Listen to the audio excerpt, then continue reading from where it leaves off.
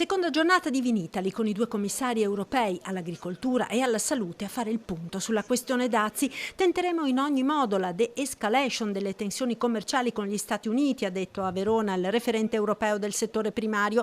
I dazi stanno danneggiando agricoltori, business e consumatori in entrambe le sponde dell'Atlantico e non è nell'interesse di nessuno. È un forte segnale all'apertura delle trattative e del dialogo quello che arriva dal Vinitaly. Creare un asse sempre più forte tra Europa e Stati Uniti è la vera sfida.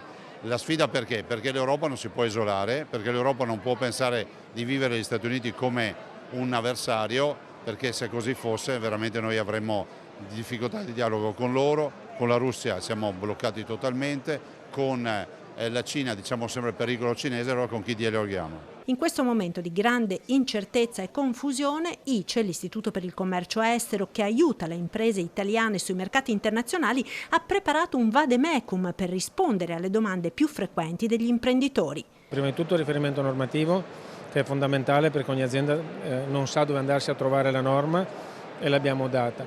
La lista e l'elenco delle categorie che sono coinvolte dai dazi, che non è su tutto, ma ce ne sono alcune che sono escluse, quindi per vedere se si è esclusi dai dazi, farmaceutica per dirne una, e poi naturalmente tutte quelle domande ancora che l'imprenditore, soprattutto i medio-piccoli che non hanno accesso a determinate risorse legali, mica legali, possono trovare già delle risposte. Intanto tra i produttori si spera che questo momento di tensione e preoccupazione duri poco e diversi imprenditori stanno avviando un dialogo con gli importatori americani per dividere i costi.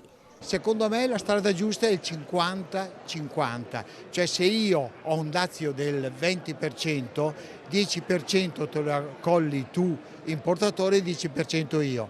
Ma siccome io sono ottimista, penso che arriveremo a un dazio del 10% che non creerà problemi all'Italia. Nello stesso tempo è anche un incentivo a darci da fare a cercare del lavoro in stati che abbiamo trascurato fino all'altro ieri.